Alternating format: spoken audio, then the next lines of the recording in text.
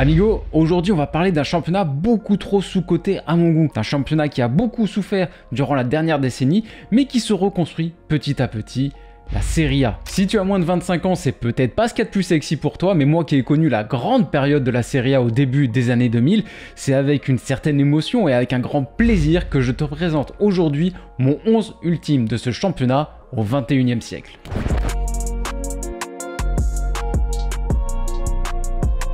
Précision importante avant de commencer, ceci n'est pas le 11 de mes joueurs préférés en Serie A, je suis dans une démarche objective. Et ce n'est pas non plus le 11 des joueurs les plus forts. Mon but est de trouver pour chaque poste le meilleur compromis entre talent, palmarès, longévité et impact sur l'histoire de ce championnat. Et je parle bien de compromis, ne hurle pas si je mets un joueur titulaire qui ne remplit pas exactement ces 4 critères. Des fois c'est juste pas possible, ou des fois il y aura un critère qui sera beaucoup trop fort par rapport aux autres. Il y a plein de cas de figure différents.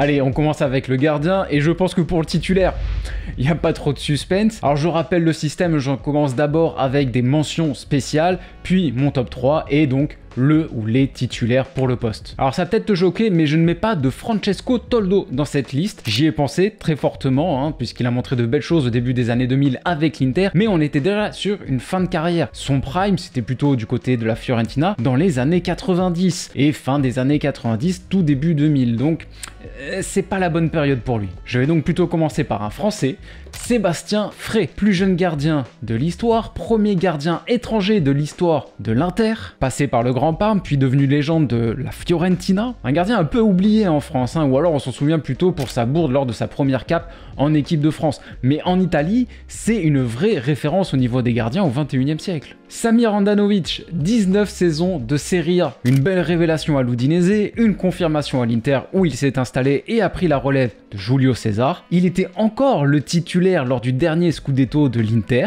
Alors c'est vrai qu'il était un peu fantasque, il m'a pas toujours hyper rassuré non plus, mais clairement on est sur un des gardiens marquants de ce 21e siècle. Et dernière mention spéciale avant de te donner mon top 3, et celui-là je sens qu'il va faire réagir parce que c'est peut-être l'un des joueurs que l'on surcote le plus avec le temps, je pense à Nelson Dida, le gardien brésilien de l'AC Milan. Alors oui, c'était pas un nulard, sinon il ne serait même pas dans mes mentions spéciales, et oui c'était le titulaire du Grand Milan du début des années 2000, je sais, mais c'est pas parce qu'il était titulaire dans cette équipe que forcément c'était un gardien de fou malade. C'était un gardien très spectaculaire, très fort sur penalty, mais c'était aussi un gardien extrêmement irrégulier. Et à l'époque, si on se souvient bien, si on a connu cette époque, il n'y avait pas un mercato sans que l'on se demande quand est-ce que Milan va acheter un gardien au niveau du reste de l'équipe. Donc encore une fois, c'était pas un gardien de merde, on est d'accord, mais c'est pas non plus la légende ultime qu'on nous vend aujourd'hui. Donc mention spéciale, pas plus. On passe au podium et mon troisième va peut-être te surprendre, c'est Szczęsny. Je trouve qu'on a vachement banalisé ses performances à la Juve et sa capacité à prendre la relève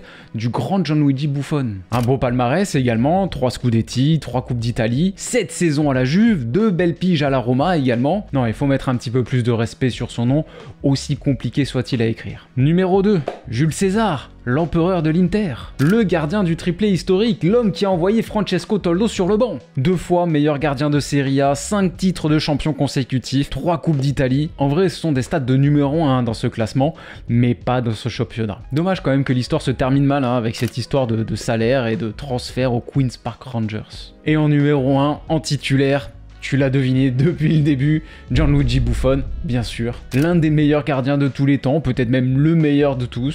C'est selon. Un de ces rares joueurs qui fait des choses extrêmement difficiles très régulièrement, mais qui paraissent très faciles vu de la télé. Très sobre, très efficace, Gianluigi Buffon. Bon, je ne vais pas vous faire l'offense de vous convaincre, je pense que tout le monde sera d'accord à l'unanimité pour une fois sur un sujet football.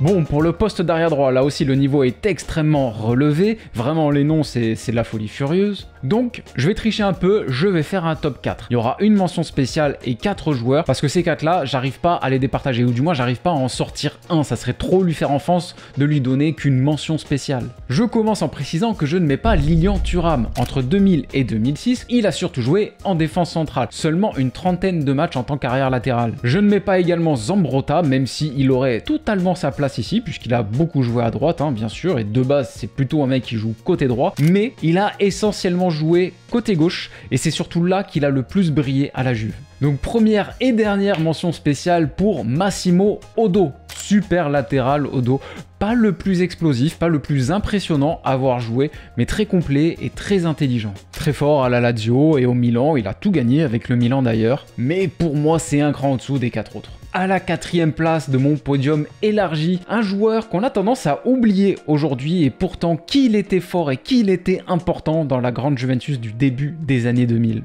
Mauro Camoranesi. Milieu offensif reconverti piston, c'était le maître du côté droit. Offensivement, défensivement, il était partout. Grosse qualité de frappe, grosse qualité de dribble, grosse qualité de percussion également. Non, vraiment, c'était très fort. Impossible de ne lui donner qu'une simple mention spéciale.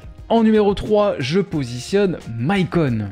10 ans de Serie A entre l'Inter, son prime, et la Roma. Joueur aux qualités absolument phénoménales, l'un des plus impressionnants de ce siècle en Serie A et voire même en Europe. Cadre du triplé de 2010, 4 Scudetti avec l'Inter, 2 Coupes d'Italie au total. Avec tout ça, dans d'autres championnats, il serait certainement le titulaire dans ce 11. Mais pas en Italie. Cette vidéo va durer longtemps. Vraiment, la liste est extrêmement longue, vu le nombre de joueurs de malades qu'il y a eu dans ce championnat sur les 25 dernières années. Il nous reste donc Cafu et Zanetti. Et là, énorme dilemme. Pour moi, le plus fort, mais vraiment sans réfléchir, c'est Cafu. C'est le meilleur latéral droit que je n'ai jamais vu jouer. Vraiment, tu prends Maicon Prime, c'est encore plus fort et plus intelligent, je trouve. On est sur une légende ultime du football, à n'en pas débattre. Mais de l'autre côté, j'ai Javier Zanetti. Plus sobre, plus élégant, plus discret, mais tellement fin, tellement intelligent. Tellement intelligent qu'il pouvait jouer partout derrière et au milieu d'ailleurs. Puis il avait une telle élégance et puis sa longévité avec l'Inter, c'est historique. Et aussi, il faut bien l'admettre, par rapport à Cafu, il a un palmarès nettement supérieur en Serie A. Précise bien en Serie A. Cafu, c'est 2 fois champion de Serie A, dont un titre assez légendaire avec la Roma. Je serais presque tenté de dire que ça compte double. Et un seulement avec le Grand Milan. Tandis que Zanetti, c'est 5 titres de champion, bordel. Donc j'en viens à cette conclusion qui me semble être la plus objective et la plus pragmatique possible. Cafu est une légende, une bien plus grande légende, je pense, à l'échelle de l'histoire du football. Par contre, à l'échelle de la Serie A, je pense que Zanetti a laissé une trace plus importante. Alors, on arrive sur un poste, mon gars, la crème de la crème, le joyau de la couronne, le poste de défenseur central en Serie A. Quoique celui numéro 10, il est pas mal non plus, on y viendra après. Je te donne la liste, c'est du délire. Jaap Stam, Thiago Silva, Lucio, Ivan Cordoba, Marco Materazzi, Kalidou Koulibaly, Christian Chivu, Lilian Thuram, Walter Samuel, Andrea Barzagli, Fabio Cannavaro, Leonardo Bonucci, Giorgio Chiellini et Alessandro Nesta.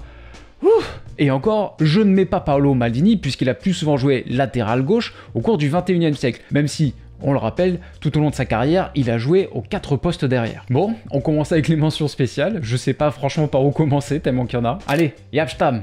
Immense défenseur, mais il y a 2-3 trucs à redire quand même sur son passage en Serie A. Il était très fort quand il jouait, mais entre son affaire de dopage, le fait qu'il prenait de l'âge, qu'il se blessait assez régulièrement, pour moi c'est plus une légende de Première Ligue que de Serie A. Mention spéciale. On enchaîne avec Lucio, le parfait complément de Walter Samuel en défense centrale à l'Inter. Rugueux, autoritaire, mais aussi très fort balle au pied, pilier du triplé de 2010, mais seulement 3 saisons du côté de l'Inter et une pige du côté de la Juve où il n'a joué qu'un match, chose que j'avais complètement oublié avant de préparer cette vidéo. Thiago Silva, un autre monstre brésilien qui a marqué la Serie A en l'espace de seulement 3 saisons. Faut quand même se rendre compte, il a su prendre avec brio la relève de Paolo Maldini, à peine débarqué du Brésil. Un Scudetto, un titre de meilleur joueur de Serie A. Dommage qu'il soit resté si peu de temps en Serie A. Je pense que sans ça, son héritage dans ce championnat aurait été bien plus important. Ivan Cordoba, certainement le défenseur central le plus petit que j'ai jamais vu jouer, plus petit que Fabio Cannavaro. Mais pourtant, qu'est-ce qu'il était fort. Je le prenais tout le temps à l'époque sur PES, tellement il allait vite. Hyper rugueux, gros tacleur, très très fort Ivan Cordoba. Énorme palmarès en plus, non vraiment, légende de l'Inter et de Serie A. Kalidou Koulibaly, 8 grosses saisons du côté du Napoli. Un niveau de performance toujours très élevé, un profil extrêmement complet, vraiment très très impressionnant Kalidou Koulibaly à Naples. Dommage qu'il n'ait qu'une Coupe d'Italie au compteur, sans ça je pense qu'il aurait été plus haut dans ce classement. Marco Materazzi, le ultime du football. Mais gros défenseur, ça on peut pas nier, et grosse personnalité également. Légende de l'Inter pour le meilleur et pour le pire. Mais par rapport aux centraux de l'époque, je pense que c'était quand même un cran en dessous, je ne peux pas le mettre sur mon podium. D'ailleurs, je pense que s'il était si violent que ça sur un terrain, je pense que c'était aussi parce qu'il avait quand même pas mal de lacunes, fallait compenser. Tu le mets sur un terrain aujourd'hui, le Materazzi, avec l'arbitrage vidéo, mais il tient pas 5 minutes sans prendre un carton rouge, voire de la prison ferme. Christian Chivu, ou Kivu, je sais jamais exactement comment on le prononce. Au début, je voulais le mettre parmi les latéraux gauche, ce qui est plutôt son poste de base, mais en Serie A, il a plutôt joué en défense centrale. Dans tous les cas, énorme défenseur, super pied gauche, très fort à la Roma, même s'il était souvent blessé à cette époque. Et puis après, légende de l'Inter. On rappelle d'ailleurs que le titulaire en tant qu'arrière gauche lors du triplé de l'Inter, c'était pas Eto'o, c'était lui. Andrea Barzagli, magnifique défenseur ça, mais peut-être le moins fort de la BBC. Ouais, la BBC, la vraie, la première. Bonucci, Barzagli, Chiellini. Un joueur qui a commencé très jeune, mais qui a accédé très tard à un grand club. Mais bon, il en a quand même bien profité. 8 fois champion, 4 coupes d'Italie, vraie légende de Serie A. Walter Samuel. Alors lui, j'ai jamais compris pourquoi il n'avait jamais réussi à s'imposer sur la durée au Real. Ce mec était tellement fort, tellement impressionnant, tellement charismatique, mais vraiment, je pense que si j'avais été avant-centre à cette époque, j'aurais eu peur d'aller au contact avec ce mec. Je pense que si le mot autorité avait un visage, ce serait le sien. 13 saisons de Serie A et de très haut niveau, que ce soit à la Roma ou à l'Inter. Et puis la paire avec Lucio, certainement l'une des plus belles paires de défenseurs centraux que l'on ait vu. Et ça, tout championnat confondu. Lilian Thuram, dommage que toutes ces années à Parme ne rentrent pas en compte dans cette vidéo, sinon je pense qu'il aurait pu intégrer le podium. Il a pas mal joué à droite au début, mais j'étais pas trop fan d'ailleurs, je trouvais que ça collait pas forcément avec ses qualités. Par contre, en défense centrale, là je dis monsieur. La solidité, l'intelligence défensive, la science défensive on peut dire, et on peut parler également de la classe. Il y avait une posture Lilian Thuram quand il jouait, toujours très très droit. Très imposant. Légende absolue du calcio, à n'en pas douter. 2 titres seulement de champion, puisque les 2 autres qu'il a gagnés lui ont été retirés suite à l'affaire du Calciopoli. Au pied de mon podium, je positionne le très controversé Fabio Cannavaro. Certains vont hurler et me traiter de footix, me rappeler qu'il a gagné le Ballon d'Or, comment c'est possible de ne pas le mettre sur le podium? Mais je rappelle que c'est le 11 de Serie A, donc ses performances avec la squadra azzurra ne rentrent pas en compte, et son Ballon d'Or, il l'a gagné sur la base de ses performances lors du Mondial 2006. Et je rappelle également que c'est le 11 du 21e siècle, donc toutes ces années à Parme, années quand même magnifiques et certainement ses meilleures années en Serie A, ne rentre pas en compte non plus. Et Cannavaro, aussi fort soit-il, je ne le remets pas en cause bien évidemment, c'est 0 titre de Serie A. Officiellement, c'est vrai qu'il en a gagné 2 techniquement, mais là aussi, le Calciopoli est passé par là, donc les titres ont été retirés. Et je me souviens aussi d'un passage du côté de l'Inter assez compliqué. En 3e position, je positionne Leonardo Bonucci. Son premier passage à la Juve était magnifique, certains restent peut-être sur la dernière image, sur sa pige ratée du côté de Milan, sur son retour à la Juventus, qui n'était pas non plus flamboyant sans être forcément mauvais. Mais je n'oublie pas les 7 saisons où on a pu voir à l'œuvre un défenseur extrêmement complet, très talentueux, très fort à la relance. Et puis niveau palmarès, on fait difficilement mieux. 8 Scudetti, 4 Coupes d'Italie, pilier d'un trio défensif de légende. Ne restons pas que sur la dernière image parce que très clairement, il fait partie des très grands de ce championnat. Ça y est, on arrive enfin aux 2 titulaires de cette défense centrale. Elle était longue cette liste. Et je pense que pour celui-là, personne ne me contredira. Monsieur Giorgio Chiellini. Certainement le défenseur le plus impactant et le plus iconique de Serie A de la dernière décennie. 17 saisons à la Juventus, 9 titres de champion, 5 Coupes d'Italie. Pas forcément le plus élégant des défenseurs italiens, ça je te l'accorde, mais certainement l'un des plus solides, si ce n'est le plus solide. Et en numéro 1, puisque je compte Paolo Maldini comme un latéral gauche, je le précise bien, je positionne Alessandro Nesta, le meilleur défenseur que je n'ai jamais vu jouer. Devant qui vous voulez, si on parle de qualité défensive pure, pour moi c'est le meilleur. À son prime, il était le plus complet, fort dans les airs, rapide, costaud, tacleur exceptionnel, et en plus il avait une classe, une élégance quand il jouait. Je parle pas de son physique, même si forcément ça aide un petit peu et ça participe un petit peu à la légende d'Alessandro Nesta, on va se l'avouer, mais clairement, vraiment dans le jeu, c'était exceptionnel. Sauf qu'en plus, il y avait une telle intelligence, une telle capacité à lire et à anticiper le moindre appel de balle, c'était une dinguerie. Et c'est ça qui lui a permis de tenir aussi longtemps sur la durée et de le voir museler des Ronaldo et des Messi en Ligue des Champions alors qu'il avait quasiment 40 ans. Alors certains crieront peut-être au scandale parce qu'il n'a que 3 Scudetti et qui ne remplit pas parfaitement le critère palmarès. Il y en a d'autres en dessous qui ont un plus gros palmarès, c'est vrai. Mais là pour moi, le critère talent est beaucoup trop fort pour le positionner autrement que numéro 1 et également l'impact qu'il a eu sur la Serie A. Alors je précise bien quand je dis que Nesta c'est mon numéro 1 et que je le mets au-dessus de tout le monde en termes de talent, si j'avais mis Maldini parmi les centraux, objectivement, je l'aurais quand même mis un cran au-dessus encore. Ça aurait été mon numéro 1 dans ce podium. Maldini, pour moi, c'est le plus grand. L'impact, l'héritage de Maldini est plus important que celui de Nesta. C'est ça qui aurait fait la différence. Allez, on passe au latéraux gauche et je commence en précisant que je ne mets pas Fabio Grosso. Très bon joueur, pas de souci, très bon du côté de Palerme, son mondial 2010, bien évidemment. Mais encore une fois, ça ne rentre pas en compte dans cette vidéo. Moi, ce dont je me souviens, c'est quand même un joueur globalement assez limité. Et quand il a fallu franchir le dernier palier, devenir un top player, bon bah le palier, il a trébuché dessus quoi. Flop à l'Inter, flop à la Juve, et même à l'OL, c'était pas non plus exceptionnel. Deux mentions spéciales pour commencer avec deux joueurs que tout le monde connaît très bien, donc je vais passer très vite. Théo Hernandez et Federico Di Marco. Deux pistons très offensifs, qui jouent à la même époque, qui sont là depuis quand même pas mal d'années dorénavant. Chacun a un scudetto au compteur, donc pas une grande différence, mais avantage Di Marco, puisque lui, il a 2 coupes d'Italie en plus. Après, perso, entre vous et moi, niveau talent, je préfère Théo Hernandez. On attaque direct le podium avec en numéro 3 le Brésilien Alex Sandro. 9 saisons à la Juve, 5 titres de champion, 4 coupes d'Italie. Ah, niveau palmarès, Alex Sandro, c'est quelque chose. Niveau performance, on peut y retrouver à redire parce qu'il a pu être très fort, comme il a pu paraître très cramé, notamment sur les dernières saisons, et il n'a pas toujours été le plus régulier des défenseurs centraux, mais il a eu quand même un niveau de performance assez exceptionnel par moment. À la deuxième place du podium, revoilà Zambrotta. Je le rappelle, je le sais, c'est un droitier, il a commencé à droite, mais c'est quand il a été repositionné à gauche du côté de la Juventus qu'il a littéralement explosé. Il profitait parfaitement du fait de jouer faux pied pour se remettre sur son pied droit et envoyer des énormes sacoches en lucarne. Joueur extrêmement complet, intelligent, très fort défensivement, magnifique tacleur. Ça aurait été mon titulaire si Maldini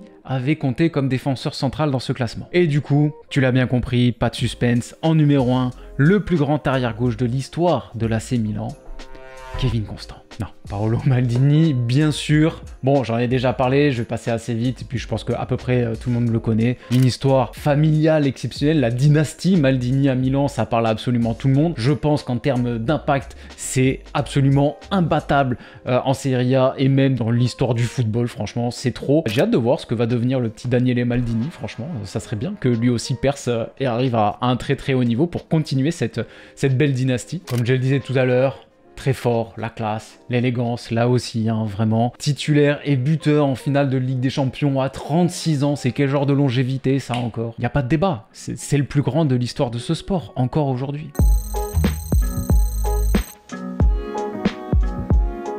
Allez, on passe au milieu de terrain et là aussi on en a de la qualité, de la très grande qualité. Alors comme d'habitude, je vais positionner 3 milieux de terrain pour avoir plusieurs types de milieux, parce qu'un milieu de terrain c'est vague. Donc il y aura un milieu de terrain à vocation défensive, un milieu de terrain on va dire un petit peu plus box to box, et c'est dans cette catégorie que je vais positionner également les régistas. Je pense que c'est ce type de joueur à la Pirlo, je pense que c'est plus facile de les comparer à des mecs comme ça qu'à des purs milieux défensifs. Ça serait très bizarre tant leur rôle et leur qualité sont différentes. Et bien sûr, un numéro 10. Allez, on distribue les mentions spéciales pour commencer, et on commence avec un joueur qu'on a tendance à bien oublier, je trouve. C'est forcément pas le premier nom qui nous vient à l'esprit quand on parle du Grand Milan des années 2000, et pourtant c'était un milieu de terrain extrêmement important dans cet effectif. Alors c'est vrai qu'il passait derrière Gattuso et Pirlo, mais Massimo Ambrosini, c'était quelqu'un quand même. Excellent milieu défensif, très costaud, très fin, très intelligent également, c'est une grande caractéristique. Tu sens qu'à cette époque en Serie A, on cherchait avant tout des cerveaux, parce que j'ai l'impression de très souvent répéter les mêmes qualités pour les joueurs. Puis surtout, on parle d'un joueur qui a quand même porté les couleurs du Milan pendant 18 ans, bordel. Ouais, on continue avec du lourd là. Emerson, certainement l'un des milieux défensifs les plus solides de Serie A. Vraiment très fort Emerson, que ce soit à la Roma où il a gagné un Scudetto de légende, et à la Juve également, même si ça n'a pas duré longtemps puisqu'il fait partie de ces joueurs qui sont vite partis après le scandale du Calciopoli. Un seul titre du coup pour Emerson, ce qui fait qu'en dépit de son talent et du nom que représente Emerson en Serie A, je ne peux pas le mettre sur le podium. Et au pied du podium, alors j'anticipe parce que je sais d'avance que tu vas me dire que je suis dur, mais La loi, c'est la loi. Pas de podium pour Daniele De Rossi. Super milieu défensif, légende absolue de la Roma. Mais le problème, c'est le palmarès, c'est beaucoup trop léger par rapport aux 3 autres que j'ai sur le podium. 2 Coupes d'Italie, seulement 0 titre de champion. Bravo pour ta fidélité à la Roma, c'est magnifique et personne ne pourra te le reprocher. Mais malheureusement, aujourd'hui, dans cette vidéo, ça te dessert. Je pense qu'il s'en remettra. Allez, on ouvre le podium avec l'un des joueurs les plus cool, les plus stylés de ma génération. Vraiment l'un des rares milieux défensifs qui, même en étant gosse, t'as envie de le voir jouer.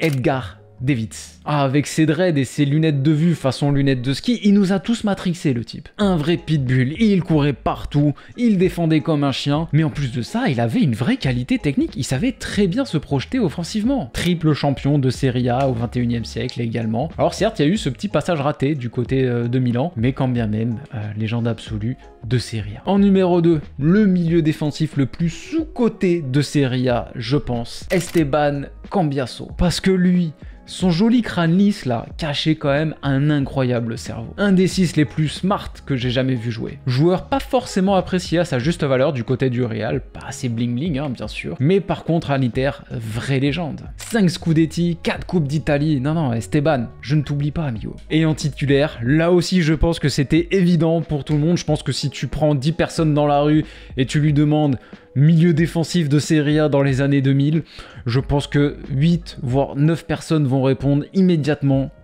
Gennaro Gattuso. Énorme récupérateur, un véritable leader, un véritable combattant avec qui tu pouvais partir à la guerre. Mais Gattuso c'était pas que ça, hein, balle au pied c'était quand même pas mal également, il t'apportait aussi dans l'animation offensive. Alors c'est vrai, il ne remplit pas forcément absolument tous les critères parfaitement puisqu'il ne compte que 2 Serie A au contraire, hein, comparé à un Cambiasso par exemple, c'est un petit peu léger, mais je pense qu'en termes d'impact, on peut pas faire mieux à ce poste. Pour accompagner Gattuso, on va donc passer au milieu relayeur slash régista, parce que ça compte aussi dans ce championnat. Pas de Juan Sebastian Veron, hein, incroyable joueur de Serie A, bien évidemment, mais c'est un joueur qui a surtout joué en première ligue au 21e siècle. Première mention spéciale pour Marek Hamšík, un joueur exceptionnel qu'on commence doucement à oublier parce qu'il n'a joué que au Napoli et qui n'était que slovaque. Sûrement également parce qu'il est arrivé à une époque où au Napoli il fallait absolument tout construire. Mais clairement, si le Napoli en est là aujourd'hui, c'est en grande partie grâce à lui. Il a été exceptionnel pendant de nombreuses années et quasiment à tous les postes du milieu de terrain, hein, 6, 8, 10, ailier, 9,5, enfin, c'était n'importe quoi. Et partout, il était exceptionnel. Grande qualité de passe, très créatif, buteur également. Hein, il se projetait très bien et il finissait très bien. Hamšík, c'était un vrai crack. Hein. 3 fois dans l'équipe type de Serie A, 2 Coupes d'Italie. Grande légende du Napoli. On continue avec une grosse mention spéciale et peut-être un joueur qui, je pense, dans quelques années, pourrait prétendre à une place sur le podium. Nicolo Barella. Déjà 6 saisons de très haut niveau à l'Inter, joueur extrêmement complet. Si l'Inter a retrouvé les titres ces dernières années, c'est en grande partie grâce à ce bonhomme. Allez, encore un interiste avec le tout-puissant Dejan Stanković. Une des plus belles frappes de balle de l'histoire de la Serie A. Un véritable guerrier capable de jouer à tous les postes du milieu de terrain. Brillant à la Lazio et à l'Inter. 5 titres de champion, 4 Coupes d'Italie. Un monstre. Et au pied du podium, on va partir sur un bon Arturo Vidal. Milieu iconique de la dernière décennie en Serie A et même en Europe. Gros talent, grosse personnalité et une gueule, hein, et un style quand même assez reconnaissable. 4 saisons à la Juve, 4 Scudetti. Pas mal comme ratio. S'il était resté plus longtemps à la Juve, il serait sur le podium, j'en suis sûr. À la 3e place, je positionne un énième symbole de l'élégance et de l'intelligence du joueur italien. Claudio Marchisio. Une technique, une finesse de jeu rare, 13 saisons à la Juve, 7 titres de champion, palmarès de fou malade. Par contre, il n'a pas eu le même impact que les 2 autres qui me restent sur le podium. Il aurait pu, si seulement son corps l'en avait pas empêché. À la 2e position, il professore, Clarence Seedorf. À son prime, je vois très peu de joueurs capables de rivaliser, tant il était complet. Qu'est-ce que tu peux demander de plus à un milieu de terrain? Il était costaud, endurant, fin techniquement, intelligent, marque des buts, fait marquer, leader charismatique. Que demander de plus? Ah, le milieu du Grand Milan, c'était quelque chose, hein. Gattuso, Pirlo, Seedorf. Puis sacrée longévité hein, pour Edgar Davids en Serie A, 3 saisons à l'Inter, pas forcément très réussies, mais 10 saisons de grande qualité du côté de Milan, vraiment intouchable, Seedorf. Bon, en numéro 1, je me suis un petit peu spoilé avec ma précision sur les Regista, je pense que tu m'as vu venir. Andrea Pirlo, il magnifico, il maestro, on est obligé. Vision de jeu panoramique, passe téléguidée, technique suave et coup franc millimétré. Le football, ça se joue avant tout avec la tête et il en était la preuve. La référence ultime dans ce registre de jeu, aucun débat possible.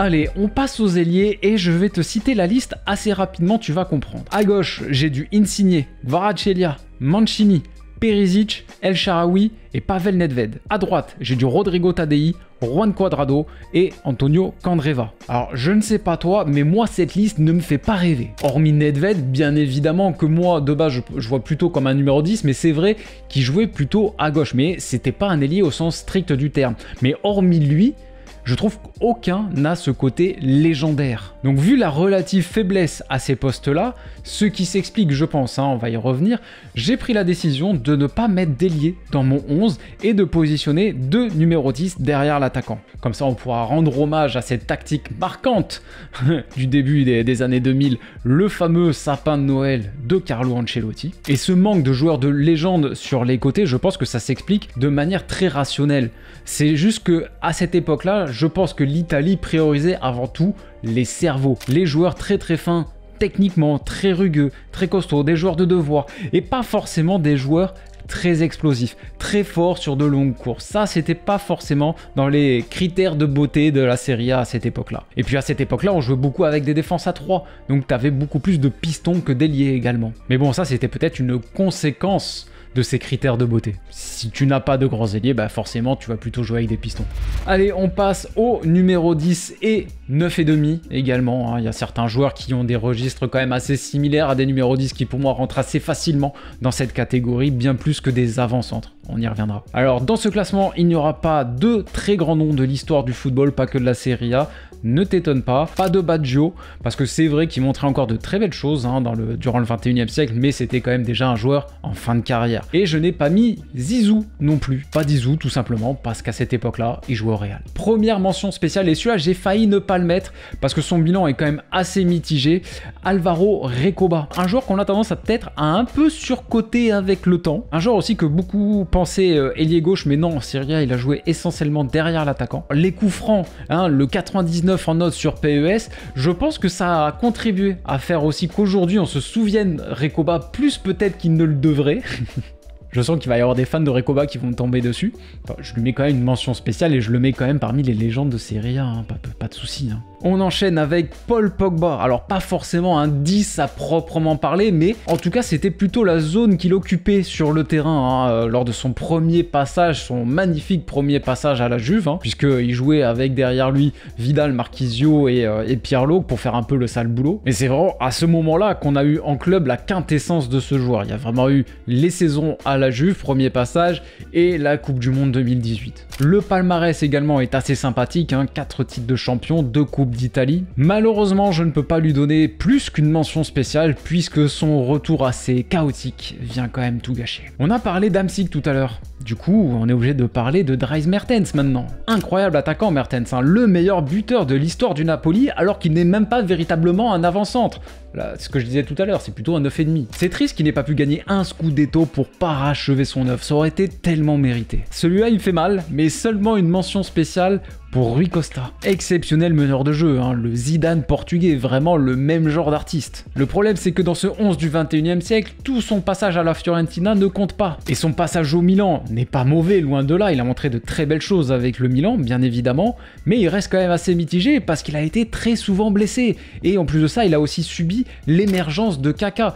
D'ailleurs, Carlo Ancelotti a inventé le sapin de Noël pour faire cohabiter Rui Costa et Kaka derrière Shevchenko. On continue avec un joueur dont le prime aura été assez court, peut-être le joueur le plus important du triplé de 2010 de l'Inter, Wesley Sneijder. Une saison 2009-2010 exceptionnelle, un niveau de performance digne des plus grands, mais ce niveau de performance, il ne l'a pas maintenu sur les saisons suivantes. Alors des fois, il était plutôt mal utilisé par les coachs qui ont suivi Mourinho, des fois c'était lui qui était pas au rendez-vous, il n'arrivait pas à maintenir ce niveau, puis il y a aussi les blessures qui sont venues gâcher, casser sa dynamique. Du coup, difficile de le mettre plus haut. Allez, dernière mention spéciale, et celle-là, elle est pour Paolo Dybala, l'un des joueurs les plus iconiques et les plus appréciés de la dernière décennie en Serie A. À titre personnel, c'est un joueur qui me laisse sur ma faim. J'en espérais plus, au vu du talent du bonhomme, j'en espérais un petit peu plus. Il avait commencé très fort, que ce soit avec Palerme et même sur les premières saisons à la Juve, mais par la suite il a eu tendance quand même à baisser de niveau. Alors peut-être que c'est dû à l'arrivée de Ronaldo. C'est vrai que c'est quelqu'un qui fait quand même pas mal d'ombre, malgré lui, sur un terrain, à ses coéquipiers, notamment il prend toute la lumière, il prend tous les buts, mais ça excuse pas tout. Allez, on arrive enfin au podium, et qui d'autre pour ouvrir ce magnifique podium que le grand, le beau Ricardo Isaacson dos Santos Lecce. Kaka. Hormis la longévité et le palmarès en Serie A, il coche absolument toutes les cases pour être titulaire. Vraiment, ça se joue à pas grand chose. C'était le game changer du Grand Milan, créateur, buteur, élégant balle au pied, ballon d'or, légende absolue de Serie A, bien évidemment. Point négatif donc, un seul scudetto au compteur et moins de saisons jouées que les deux autres qui nous restent. Allez, le premier titulaire dans mon sapin de Noël et le deuxième donc dans mon classement.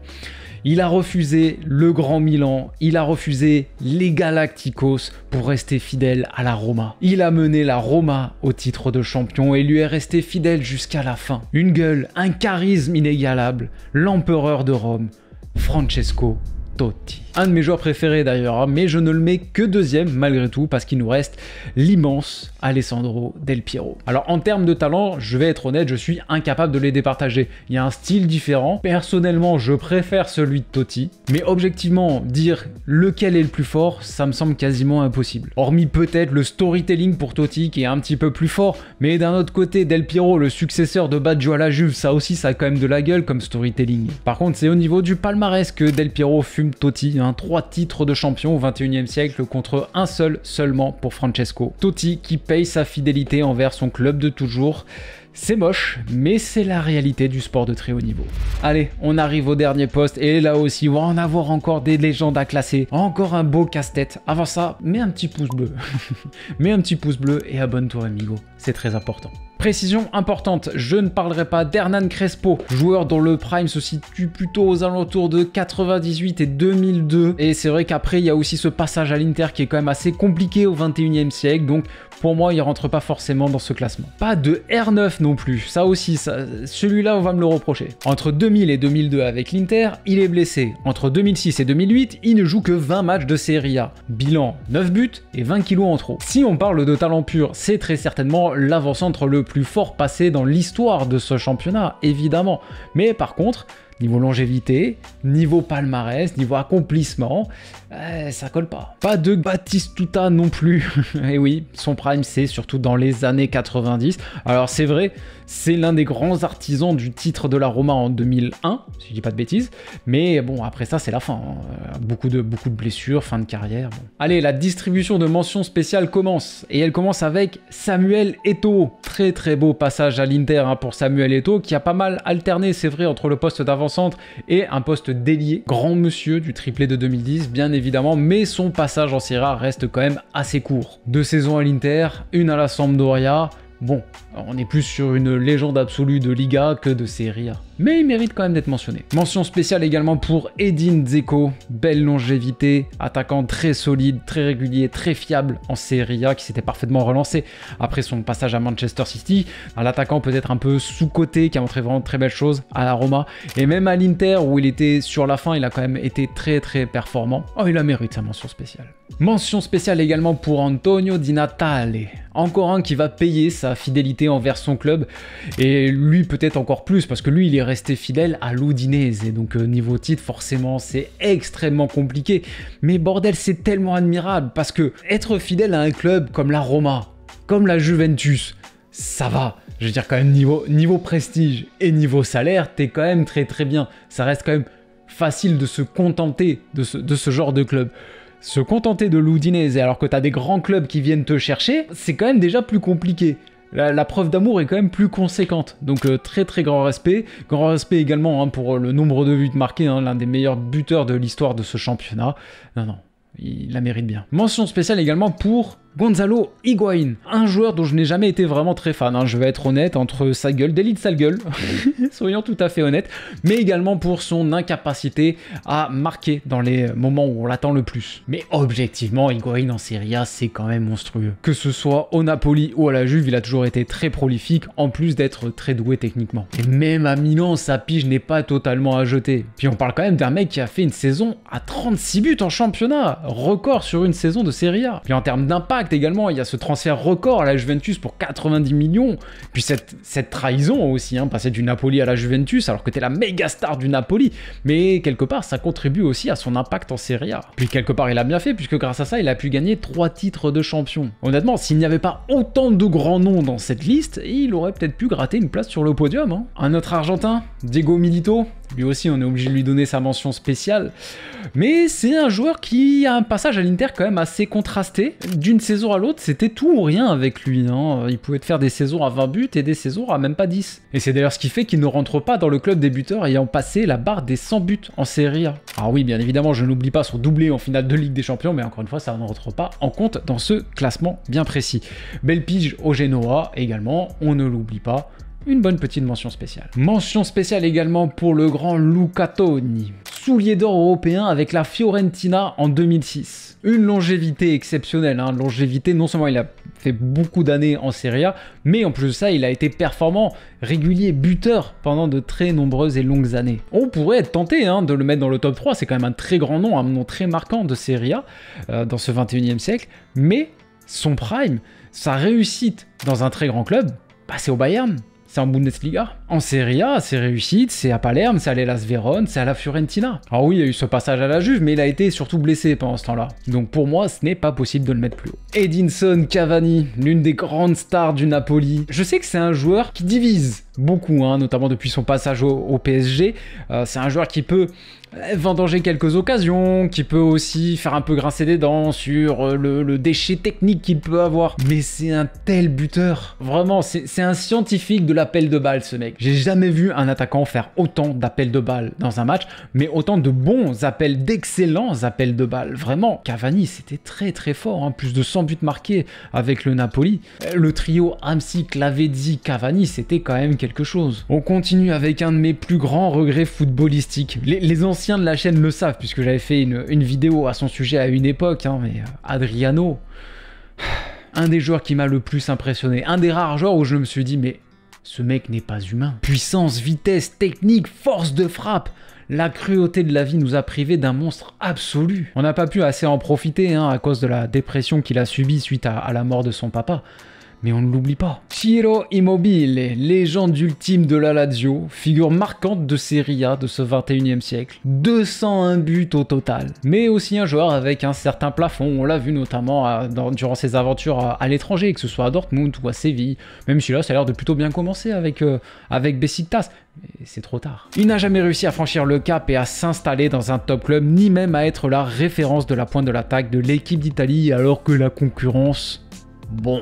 Pas de Scudetto, une Copa tout de même, faut le souligner. Une très belle longévité également, on s'en souviendra. Bobo Vieri, lui aussi j'étais tellement fan. Quand il signe à Monaco, moi en tant que Niçois, j'étais tellement jaloux. J'avoue, j'ai même été au Louis II pour voir son premier match, bordel. C'est top 3 dans mon cœur, mais objectivement, je ne peux pas le mettre sur le podium. Par contre, les blessures l'ont empêché d'avoir un plus grand impact en Serie A. Vieri qui a été aussi une star de l'Atlético.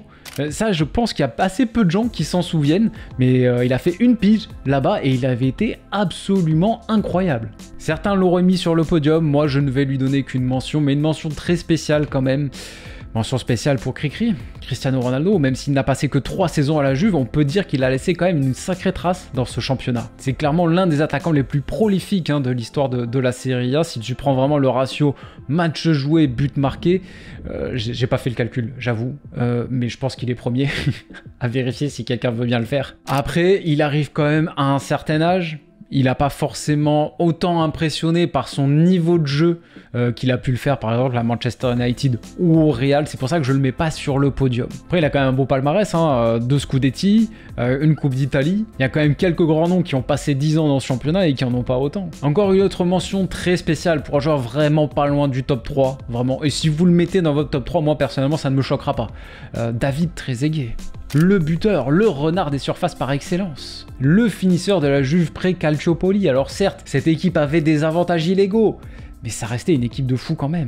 Et le duo Del Piero-Trezeguet, désolé, arbitre ou pas arbitre, c'était monstrueux. 123 buts en Serie A, 2 Scudetti, un titre de champion de Série B également. Il fait partie des braves qui sont restés malgré la relégation, ça aussi faut le souligner, c'est beau. David Trezeguet, légende de Serie A et de Série B. Allez, on ouvre le podium de ce dernier poste, et si je dis buteur italien en Serie A au 21e siècle, c'est comme pour Gattuso, je suis sûr que ce nom ressortira en majorité. Pippo Inzaghi, bien sûr. Si David Trezeguet c'était le renard des surfaces par excellence, Inzaghi c'était le crevard des surfaces par excellence. Vraiment, je pense que ce mec-là n'avait qu'une seule obsession dans la vie, marquer des buts. Toujours à la limite du hors-jeu, et pas que d'ailleurs, hein. Je pense qu'aujourd'hui avec la vidéo, il aurait quand même pas mal de buts annulés, mais à cette époque-là, ça n'existait pas. 156 buts au compteur, 2 Scudetti, buteur dans un Milan où la concurrence était folle. En début de saison, on pensait tout le temps qu'il allait perdre sa place, t'as Shevchenko, t'as Crespo, mais non. Il arrivait toujours à garder sa place et à marquer un nombre de buts incroyable.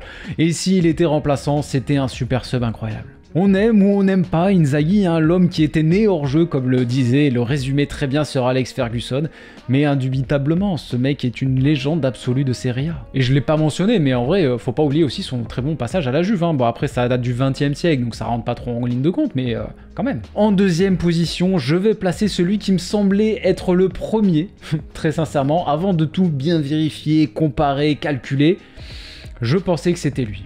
Andrei Shevchenko. Tellement fort et tellement symbolique du grand Milan des années 2000 que ça me semblait évident. Ballon d'or en 2004 qui plus est. Sheva, c'était un buteur exceptionnel avec une palette technique énorme. Ça allait vite, c'était fin, intelligent, toujours bien placé. Ça m'a fait tellement de peine quand il a manqué son tir au but contre Liverpool. Puis Shevchenko, c'est aussi une belle longévité, une belle régularité.